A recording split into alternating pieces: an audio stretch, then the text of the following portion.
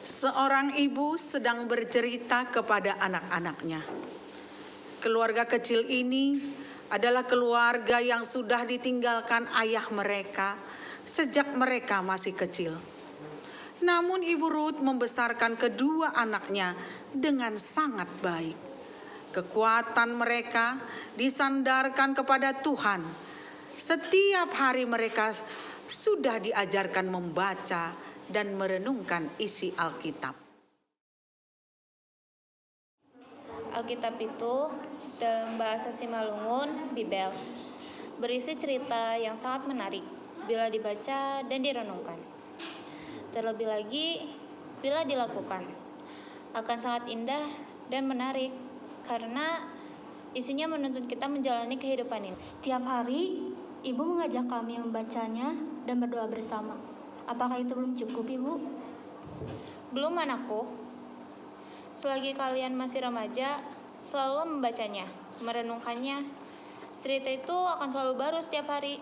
Walaupun kalian membaca pada ayat yang sama saat PA, pengertiannya akan selalu berbeda. Itu alasan Ibu selalu mengajak kami bersaat teduh, kan? Ibu, mengapa Tuhan membebaskan sekaligus melarang suatu kondisi yang belum saya pahami? Karena Tuhan memberikan kebebasan pada manusia dengan batas-batas yang tidak boleh dilanggar, tetapi tetap saja manusia melanggar sehingga jatuh dalam dosa. 4 orang anak remaja berjalan di altar gereja. Keceriaan tampak pada wajah mereka. Mereka adalah teman dekat. Hai Jemaat GKPS Bandung Timur, kami berempat adalah teman dekat sejak dulu. Kami sekolah di sekolah yang sama. Kami bergereja juga di gereja yang sama. Suka dan duka pasti kami lalui bersama. Tapi, apakah persahabatan kami akan tetap bertahan? Nggak terasa ya kita sudah temenan lama banget. Iya ya, dari kecil kita sudah dekat. Bahkan bertahan sampai sekarang.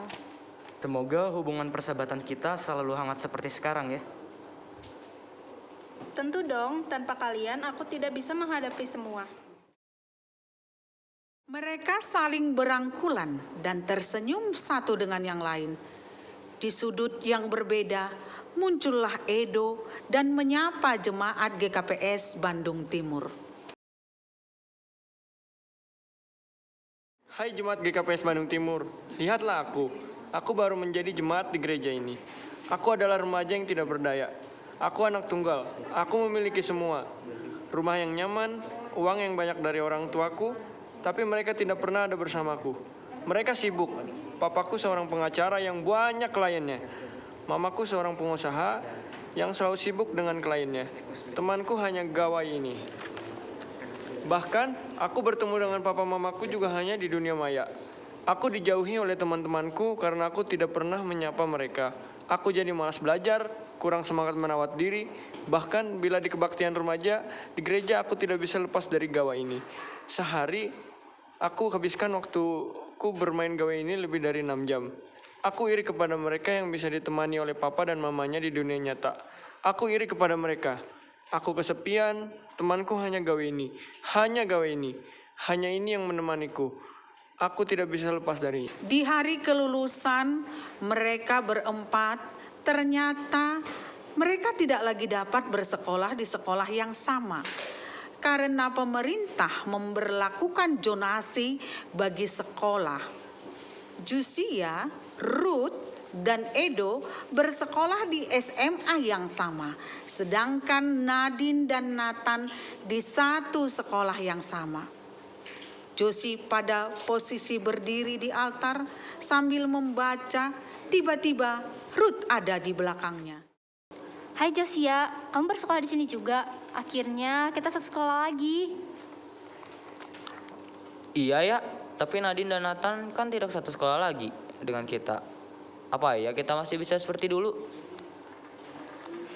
Pasti bisa lah, lagi pula kan kita bersahabat udah dari kecil. Masa nggak bisa seperti dulu sih? Kamu udah dapat teman baru belum? Aku sudah berkenalan dengan Edo. Ternyata dia juga menjadi jemaat di gereja kita. Kamu mau ku kenalkan dengan dia juga? Maulah. BTW orangnya kayak gimana sih? Gimana ya? Susah sih jelasinnya. Gimana kalau kamu nilai sendiri orangnya? Aku mau ketemu nih sama dia, kamu ikut aja. Oke. Ruth berjalan dan menyapa Edo. Hai Edo, kenalin nih temanku namanya Josia. Hai Ruth. Oh, salam kenal ya Josia. Kalian mau pulang? Iya nih, kenapa? Mau barengan sama kita? Kayaknya nggak usah deh. Next time aja ya. Oke, bye Edo. Jangan lupa datang ke kebaktian remaja ya. Iya, dah. Setelah Josia dan Ruth beranjak pergi, Edo pun berkata dalam hatinya, Sebenarnya aku ingin sekali pulang bersama mereka. Namun karena aku takut mengecewakan mereka, apakah setelah mereka tahu siapa aku, mereka akan mau berteman denganku? sepanjang perjalanan Ruth dan Josia saling bercerita. Ruth, apa kamu merasa ada yang canggung bila dekat dengan Edo? Seperti apa ya? Seperti dia membawa pengaruh buruk gitu. Gak ah, aku biasa saja. Emang kenapa sih? Jangan parno deh. Iya, aku serius, Ruth. Kalau kamu ngerasa biasa aja, ya udah. Ya udah, yuk pulang. Dalam kebaktian minggu, di ruang remaja ternyata Edo hadir.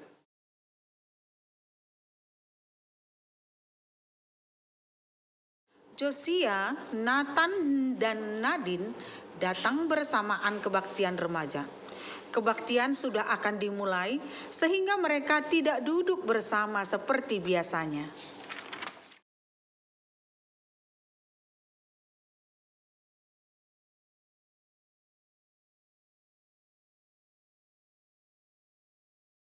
Hai Edo, selamat hari Minggu.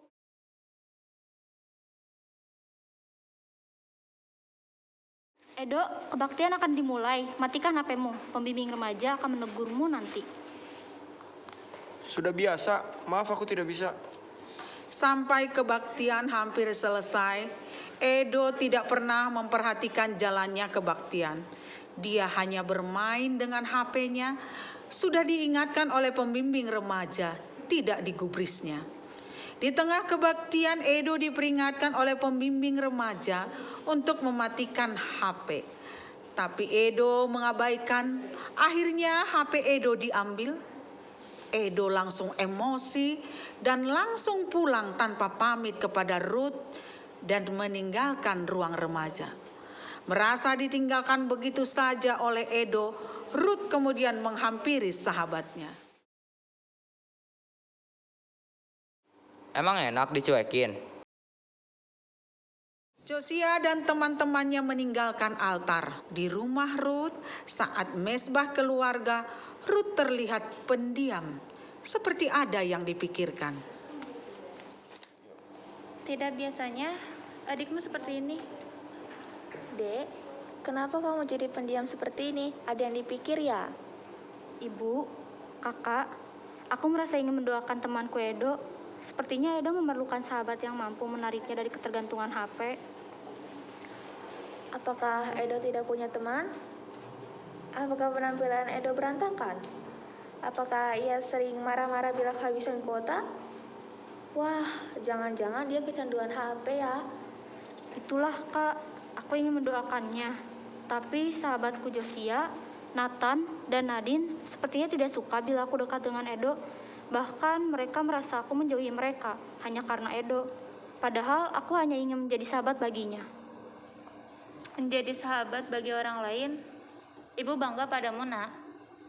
Seperti Yesus menjadi sahabat bagi kita. Halo anak-anakku. Kok lama sekali kalian tidak main bersama? Iya Bu, tugas sekolah dan ekstrakurikuler sangat menyita waktu kami. Bukankah sewaktu SD kalian juga cukup sibuk? Tapi tetap bisa bermain bersama? Ya, memang akhir-akhir ini kami tidak sedekat dulu. Mungkin karena sudah sibuk masing-masing dan memiliki teman masing-masing. Teman-teman, aku juga mengundang Edo loh, agar kita bisa mengenalnya lebih dekat. Belum cukup kamu di sekolah sudah dekat dengan Edo. Edo lagi, Edo lagi. Josia bangkit dan mengajak teman-temannya pergi karena tidak senang nama Edo disebut. Yuk kita pulang. Sepertinya kita tidak diharapkan di tempat ini. Bukan begitu, kalian salah paham. Teman-teman, maafkan aku karena kehadiranku membuat persahabatan kalian menjadi tidak harmonis lagi. Aku menyadari aku tidak pantas menjadi sahabat kalian. Maaf Edo, kami bukan bermaksud seperti itu. Tapi kami merasa setelah kehadiranmu, Ruth menjadi jauh dari kami. Josia juga banyak bercerita kalau dia merasa kehilangan Ruth yang dulu. Waktu istirahat di sekolah dihabiskan bersama dengan kamu. Tidak ada lagi waktu seperti dulu. Bahkan hari ini juga, waktu yang sudah kami buat untuk bisa bersama berempat lagi harus rusak karena kehadiranmu. Aku mengerti, sangat mengerti. Aku pulang. Permisi. Edo, mau kemana? Oh maaf, saya permisi pulang Bu. Terima kasih untuk kebaikan Ibu dan Kak Alicia juga Ruth yang telah menyadarkan saya dan menolong saya keluar dari permasalahan saya. Kalian benar-benar menjadi sahabat saya. Tapi saya cukup tahu diri. Kenapa sih kalian sangat egois? Seharusnya kalian tahu, Edo butuh teman. Kita dapat bersama sebagai sahabat. Mengapa Edo tidak bisa? Edo memang kecanduan HP. Tapi, dia sudah menyadarinya bila di sekolah, aku bersama dia itu karena aku ingin mendoakannya, mencoba menjadi sahabat baginya. Awalnya aku memang hampir putus asa karena Edo tidak mau menanggapi ajakanku untuk mendoakannya. Namun, ibu meyakinkanku bahwa doaku pasti dijawab. Hingga akhirnya, Edo dan aku meluangkan waktu bersama di sekolah pada jam istirahat untuk mendoakannya. Akhirnya, dia mau berkonsultasi dengan psikiater agar dia sembuh. Dia akan pulih. Edo, kamu pasti pulih. Maaf Ruth, aku salah paham. Edo, maukah kamu memaafkan kami? Mengapa kau tidak menceritakannya ke kami, Ruth? Aku sudah mencoba, tapi kalian selalu mengejekku. Aku minta maaf Edo, kau boleh memanggil kami sahabatmu juga. Nah, gitu dong. Edo pasti pulih bila berada di tengah-tengah sahabat seperti kalian. Memang kecanduan HP sudah merebak di kalangan remaja. Tapi, bila kalian selalu memiliki waktu saat teduh bersama keluarga dan pribadi, dan memiliki sahabat-sahabat yang saling memperhatikan satu dengan yang lain, kakak yakin kuasa kegelapan itu akan hilang.